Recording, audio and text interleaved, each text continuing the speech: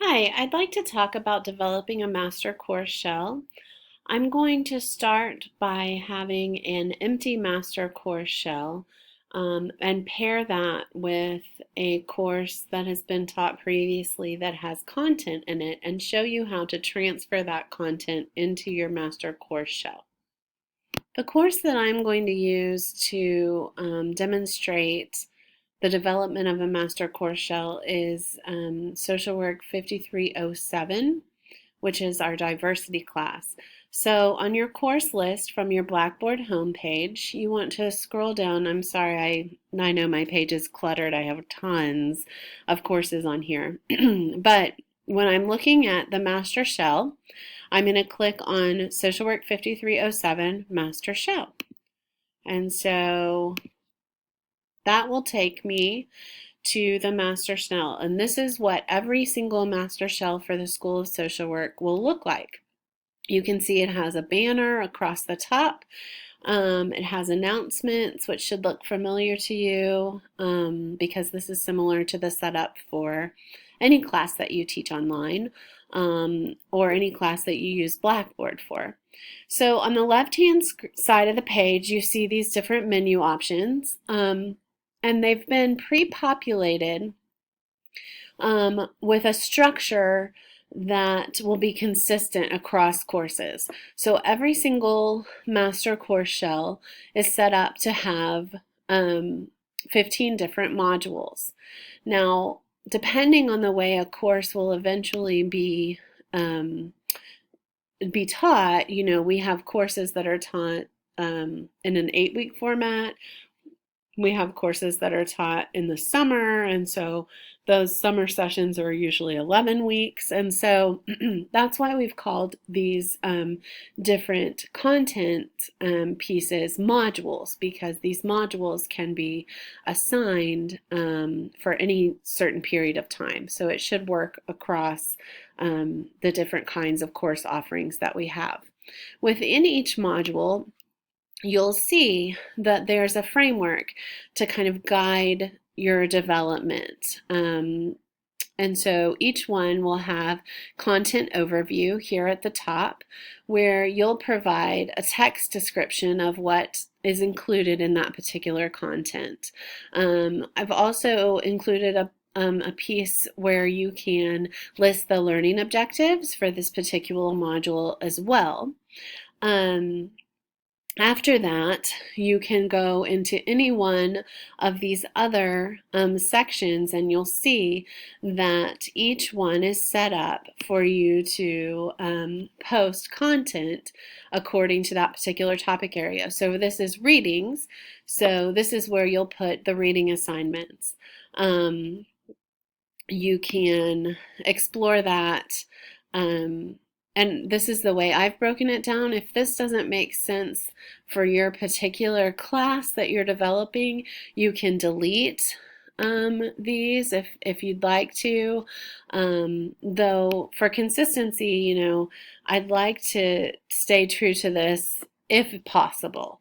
Certainly when you're teaching a class, you are free to develop the content and expand on the content in the master course shell, or develop your own content. But again, this is to provide some kind of fidelity across the courses that we teach, and that's really the reason behind having these master course shells.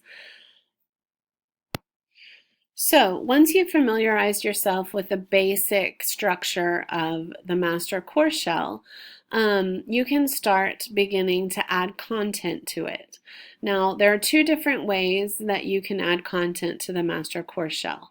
One way is by simply typing or adding content directly into the course shell.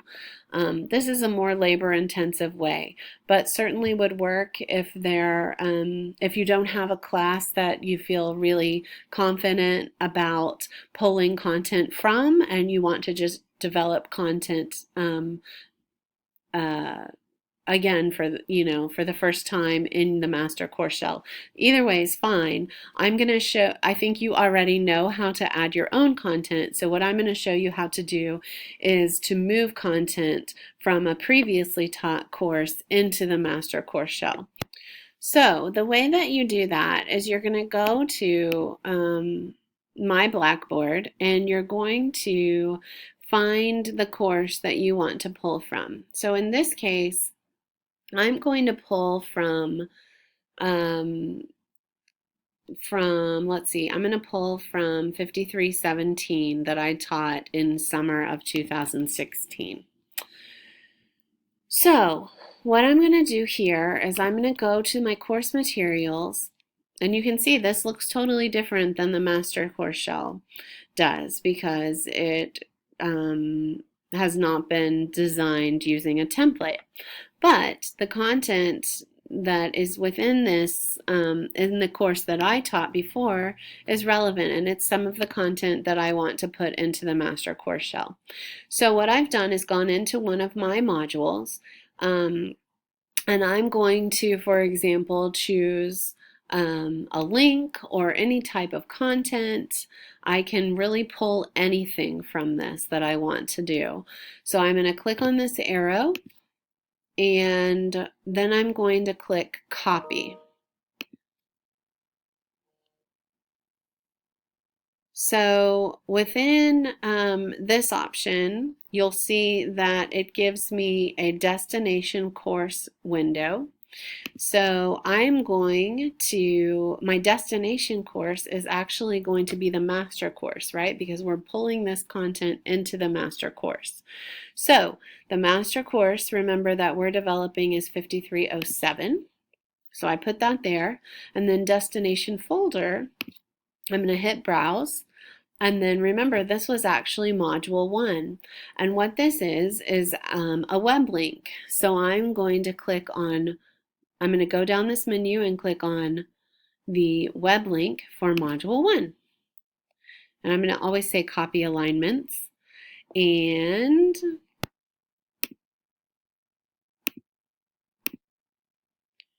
so I've now copied and moved this particular link into the master course shell. So let's do one more and see what that looks like. This introduction to paradigms is a PowerPoint presentation. So I can do the same thing. I just go to copy, and I click on this destination course. I find the master course shell, which is right here. And we're still in module 1. So that was easy. And this is a PowerPoint slide, so I'm going to call that lecture materials. Again, I scroll down and I hit submit. So you would follow this process, and you might not be copying everything from a particular module in the existing course, or you may decide to copy all of it. Unfortunately, there's not a way to copy the entire breadth of content within a particular module. You have to do it individually. But at least you don't have to recreate it. So let's see, let's go back to My Blackboard, and we're going to check out our master course shell to see if the information that we copied has appeared. So we'll go into course materials, and now we're going to go into module 1, and we went to lecture materials was one of the things we added, and there it is. Here's our PowerPoint presentation. We can also go back and make sure that the other thing we added, which was a web link, is here as well. And there it is. So you can see that by copying and putting it into the master course shell, we've saved ourselves a lot of time and effort. So that's kind of the basics of how to develop the master course shell. If you have other questions or concerns, I hope that you'll reach out to me. I'm happy to help.